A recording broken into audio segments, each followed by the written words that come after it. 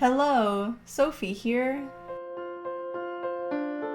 I first started using Blender around the end of 2020, so I was in a period of feeling really stuck and uninspired with my art. I was struggling to figure out what I wanted to make or even what I enjoyed making. A friend who is a big fan of 3D art suggested that I try Blender. So I downloaded it. I tried modeling and texturing. I followed tutorials. It really wasn't my thing. But being in this space quickly made me aware of this tool called Grease Pencil. In my mind, the Grease Pencil headlines read, "Draw in 3D space." How cool a concept is that?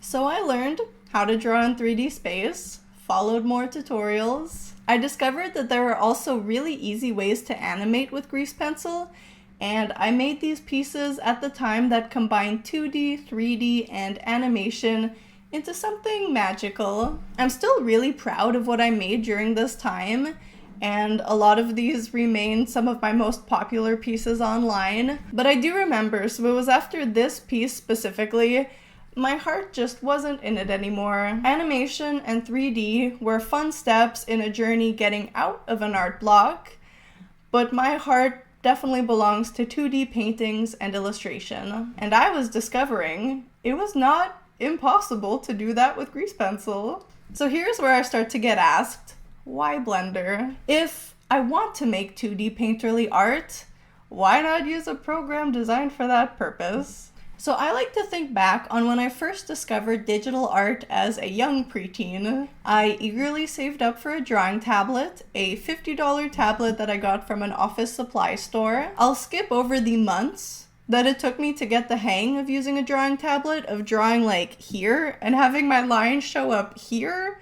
because it took me months and I genuinely wanted to quit. But then one day it clicked into place, and once my brain got used to the idea, the feeling was one of freedom. I suddenly had so many new tools at my disposal. I could move parts of my drawing around on my canvas. I could resize parts of my piece, change colors, change canvas size. A big part of what gives digital art this flexibility is the layer system. Drawing on different layers allows you to make alterations to only a specific part of your piece. You can also change the order of the layers to change what shows up on top of everything else or underneath everything else. Now imagine if every single stroke you made was on its own layer. In a typical painting program, of course, this would be madness. I've seen a lot of jokes online about the digital artist's struggle to find which specific layer you're looking on that contains the part of your piece that you want to edit. You know, videos of going through every single layer, turning them on and off, trying to find which one is it? And it takes a long time. And so that is just with a few dozen layers. Imagine thousands. And you have Grease Pencil. In my opinion, what my favorite thing about Grease Pencil is. So there isn't really a new layer created for each stroke. Grease Pencil does have a layer system, and it works like other painting programs. But within those layers, every single stroke exists independently of all of the other strokes.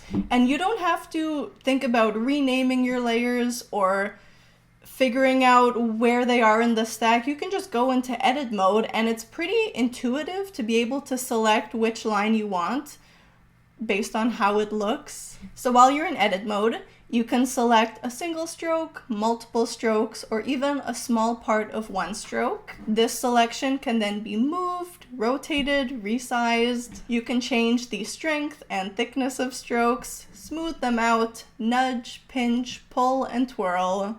You can recolor strokes, either a lot or just the tiniest bit.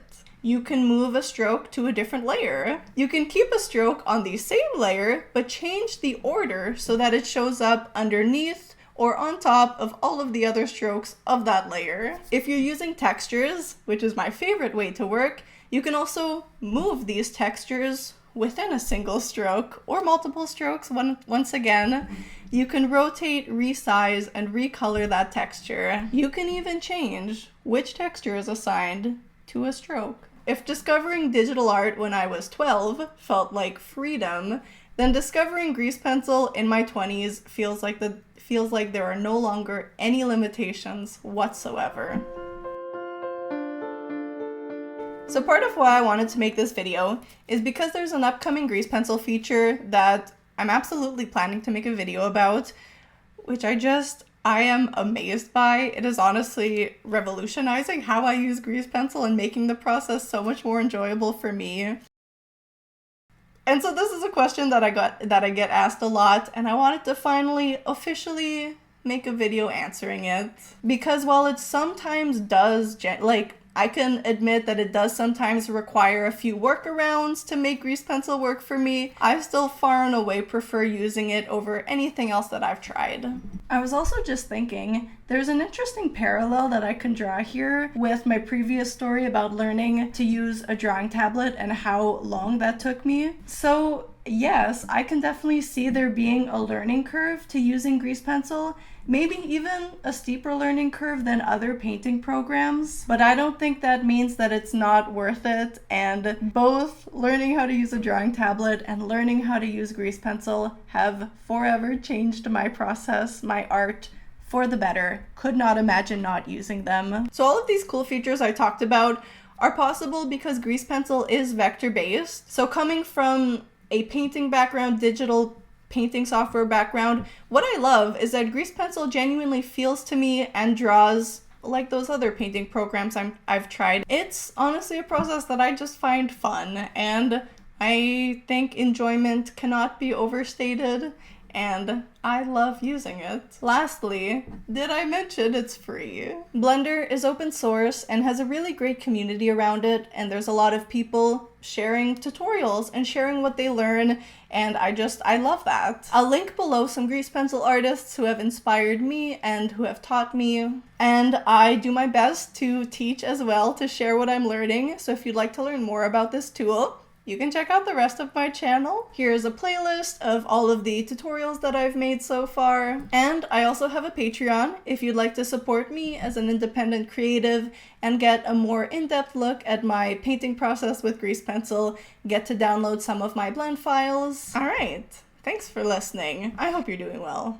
I will see you very soon. Take care. Bye.